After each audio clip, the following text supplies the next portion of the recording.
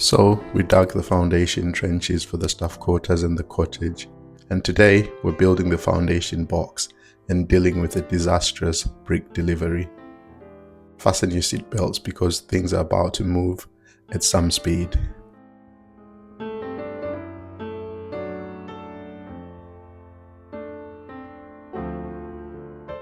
Welcome back to the channel. To everyone that's subscribed, thank you so much for the support. I know I keep saying it, but your comments and encouragement keep me going. And if you're new here, I'm documenting the journey of building a home in Zimbabwe while living abroad.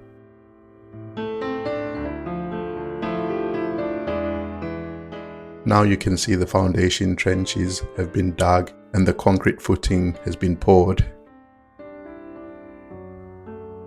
Well, the footing is basically the solid concrete base that distributes the weight of the building evenly into the ground.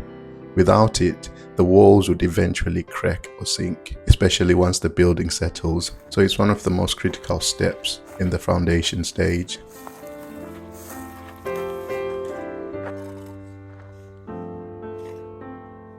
Here, the guys are starting to build the foundation box for the staff quarters.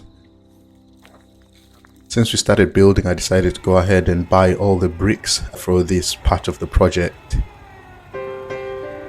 And that decision turned out to be, well, quite the experience really. Here you can see us taking a delivery of bricks, and what a disaster it was. I bought 30,000 bricks from Macdonald bricks. To be fair, in Bulawayo, there aren't really many options for brick suppliers. You've got Macdonald, and there's another company across the road on Harare Road. We call them Amachina. Their bricks are definitely better quality, but they only accept cash, and I was only prepared to pay by card, so I went with Macdonald's. Big mistake.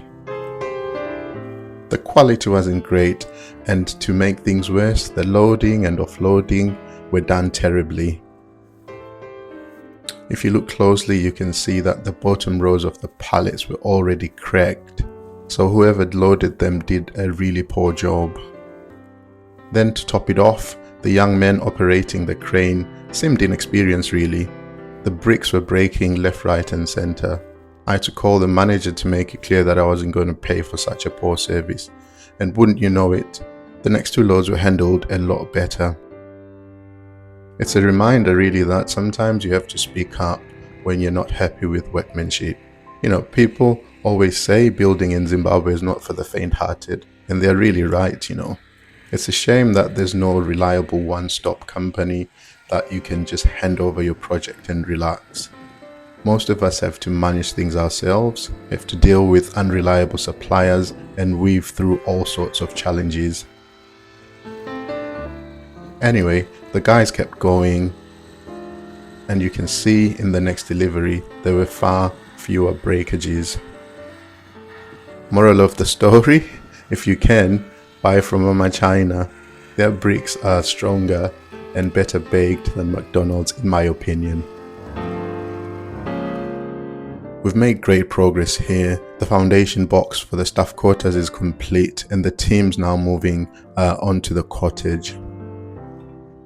By the way, not all bricks are the same. For foundations, you should really use hard industrial bricks. They are denser, stronger, and can handle the load of the entire structure. You can easily tell them apart. When you strike them together, they make a sharp metallic clink, almost like iron.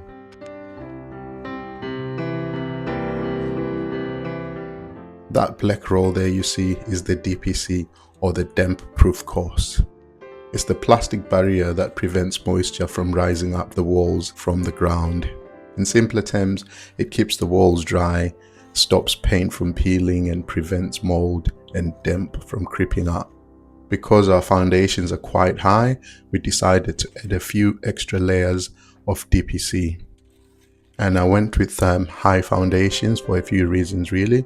You know, we're building on flat ground, which means when it rains, water tends to move slowly. So raising the house helps with drainage. Another reason is that it generally keeps the house safe from termites, and it also adds a nice visual elevation, giving the building a bit more presence. And lastly, it protects against surface water and soil erosion over time. On a side note, it's never too early to start planting trees. You can see here, I've got this nice little lemon tree, and I planted about 25 fruit trees along the back of the cottage. We've got mangoes, lemons, orange, guavas, you name it.